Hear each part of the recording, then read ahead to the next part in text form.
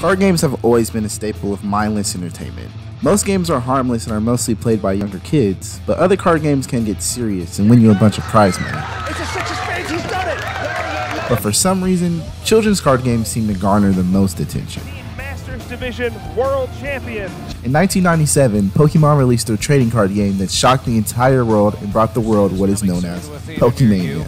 Pokemon the movie joins Pokemon the video game and Pokemon the trading card. Pokemania shocked playgrounds all over the world, but is a phenomenon that needs its own video. I want to introduce you to another influential card game that revolutionized children card games forever. It's time to duel! Yugioh was released in Weekly Shonen Jump in 1996. This version of Yugioh is very different from early Yugioh you and I are probably familiar with. Creator of Yugioh, Kazuki Takahashi, was a fan of many games and he interpreted this in Yugioh. Go! Dice roll! But the real defining factor that came from early Yu-Gi-Oh! Was the game Duel Monsters. Duel Monsters' premise is simple. You summon a monster to fight your opponent's monster, and whoever's attack points is higher wins. Simple, right? Wrong. Yu-Gi-Oh! Is a game that is confusing, to say the least. I summon Pot of Greed to draw 3 additional cards from my deck!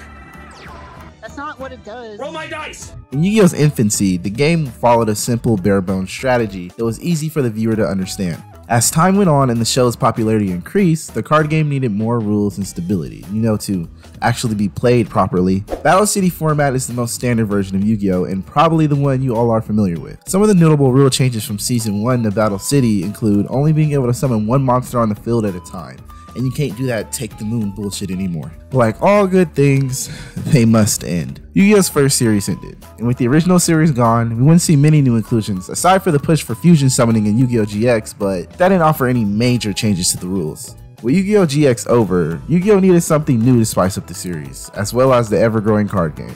Oh god, make it stop! Yu-Gi-Oh! Introduced a new show, along with a brand new form of summoning, Synchro Summoning. Synchro Summoning requires 2 card archetypes, a tuner card and a non-tuner card. This is probably Yu-Gi-Oh!'s most simple way of extra deck summoning. You would just add the level of each card, and if it equals the amount of the card you're trying to summon, you can successfully Synchro Summon. Synchro Summoning didn't offer many changes to the format, but this was when my love for Yu-Gi-Oh! Was at an all-time high. Fusion Summoning was cool, but this shit had motorcycles. Now, things start to get tricky once we get into the realm of Xyz Summoning. Xyz Summoning requires 2 cards like Synchro Summoning, but instead of adding the levels needs to be the same to perform an Xyz Summon. Xyz Summoning is my personal favorite summoning method. While probably a tad bit more confusing than Synchro Summoning, Xyz, in my opinion, offered a positive change to the Yu-Gi-Oh! Meta. It offered a whole new strategy of play. Do I use my material now or later? Do I use both my material for one card effect, or do I use one for the other? The inclusion of Xyz may be confusing to some older players, but in my opinion, it was the perfect change the series needed to keep it fresh. I wish I could say the same for Pendulum Monsters ruined Yu-Gi-Oh! Okay, Pendulum Monsters didn't single-handedly ruin Yu-Gi-Oh!, but it definitely helped.